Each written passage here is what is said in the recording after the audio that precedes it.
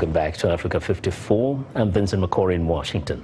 Now, the dangers posed by cybercrime are on the rise across the globe, with high-profile incidents like the recent WannaCry ransomware attack an example of the growing threat. As the adoption of internet and mobile technology grows, cyber experts say Africa is particularly at risk as the continent's cybersecurity lags behind. And Eritrea reports from London. The adoption of technology across Africa is growing exponentially. Online commerce is predicted to be worth $75 billion by the year 2025. But with opportunity comes risk. The cybersecurity infrastructure, most of the countries don't have it. And those who've got it, it's in a very level, in an infancy level. A report by security firm Norton says close to 9 million South Africans claim to have experienced cybercrime in 2016. Africa as a continent loses over $2.5 billion a year to cybercrime, and over 500 million is from Nigeria.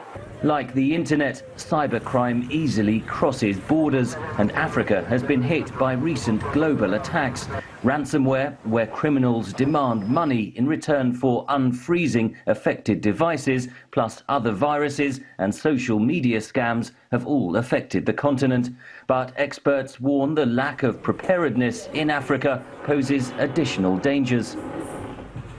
Most of the African states do not have the cybersecurity crisis management plan in place, and they don't have a kind of education, and the legislation as well is very weak because they do focus on traditional crime. Governments should collaborate more closely with the private sector, says Itimi. The private sector has more knowledge about cybersecurity and what infrastructure needs to be put in place to actually solve that. Also, information and education. Individuals need to be educated. Nigeria is one of the few African states to have passed specific cybercrime legislation, but there have been very few prosecutions. And the reason why there's implementation problems is because we don't have lawyers who are well educated on cybercrimes to be able to put a case to a judge. The so-called Internet of Things, where devices like thermostats, televisions, even cars are connected to the web, is set to change everyday life for people and businesses. But experts warn more investment and education are needed. When you look at their budget phase for the IT or IT security, it's very small, and some of them do not even invest at all. So they are waiting for something to happen, then they can deal with it. Africa is a global leader in the adoption of mobile technology for money transfers, with over 1 in 10 people using the technology.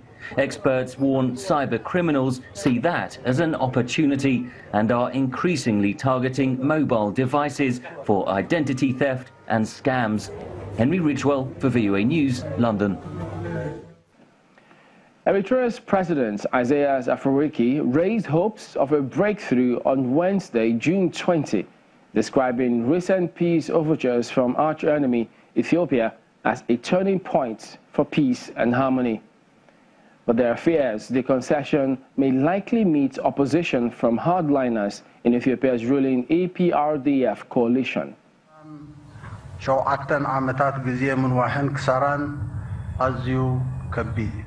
Eritrean President Isaias Afwerki raised hopes of a breakthrough in one of Africa's most intractable conflicts on Wednesday, describing the recent peace overtures from arch-enemy Ethiopia as positive signals.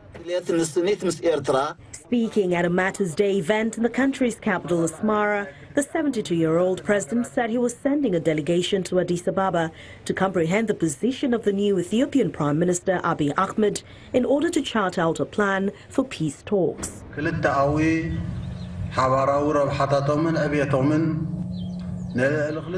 27 years is a long interval. The losses incurred and time wasted are those huge in terms of this yardstick.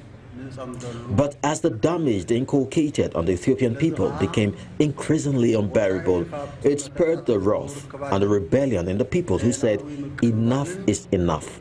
This in turn precipitated the end of the TPLF's shenanigans, which was aptly described as game over. Ethiopia is now at a turning point or transition.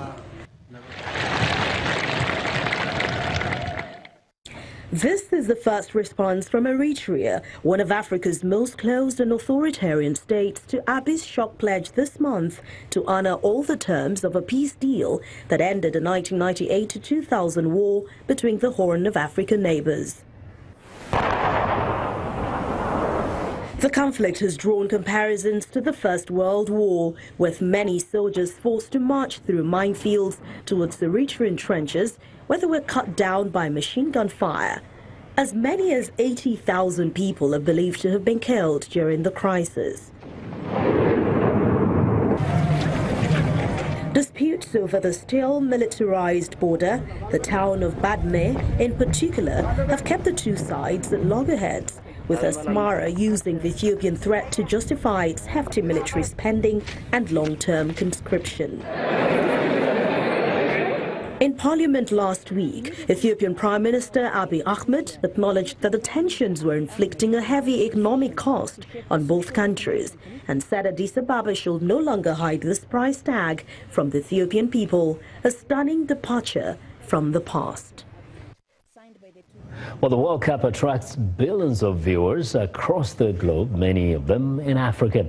As the best footballers in the world battle it out to be crowned champion, Zahir Kassim in Johannesburg explores how Africans are putting aside their differences and are backing all the teams from the continent.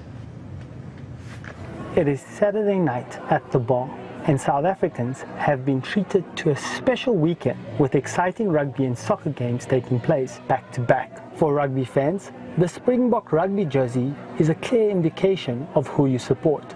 But for soccer fans, it does not really matter what shirt you wear as long as you are backing an African team. So I'm supporting Nigeria because it's obvious, it's an African country, we need to boost them, you know. Let's go white and green. Even though the South African soccer team failed to qualify for this year's World Cup, many fans of the game feel that any African win is a win for the continent. In recent years, South Africa has seen several xenophobic attacks on foreign communities. But events like the World Cup help people realize that they are part of a community, explains analyst Kelebogile Lipele from the Institute of Race Relations. I think it's a lot to ask from just a game of match to, to bring people together. But at the same time, we can look at it in the sense that a sporting event or the game itself requires a team. It requires people to coordinate the event. It requires people to coordinate for team players to communicate. So I would say proper communication from team members would be something that as people, as citizens, we look at, depending on each other, realizing what each person plays, in the team, the role that every member of the citizen plays. Back at the bar, Nigeria struggles to put up much of an attack as they fall short against a talented Croatia team. But fans try to stay optimistic. We're going to win the World Cup. Well, it'd be nice if an African team won, but yeah, I'll probably be Belgium though. One loss does not mean an exit yet, and with lots more soccer to come, there's still a chance an African team can win the World Cup or the continent. Zahir Kassim for VOA, Johannesburg, South Africa. Well, at the moment, Senegal and Nigeria are the only hope for Africa now. Senegal came up with a draw against Japan, and Nigeria's spectacular win over Iceland. The next matches are critical as both nations continue on to the knockout stage of the World Cup, and Africa is definitely united behind both teams. And that's our show for today. You can also visit us online at voaafrica.com. I'm Vincent McCoy in Washington. Chamberlain also has our last word from Lagos. We look forward to bringing you another show next week. ChannelsTV.com is your source for local news, sports, and programming, and everything in Nigeria. I'm Chamberlain Oso. Thank you for watching. Goodbye.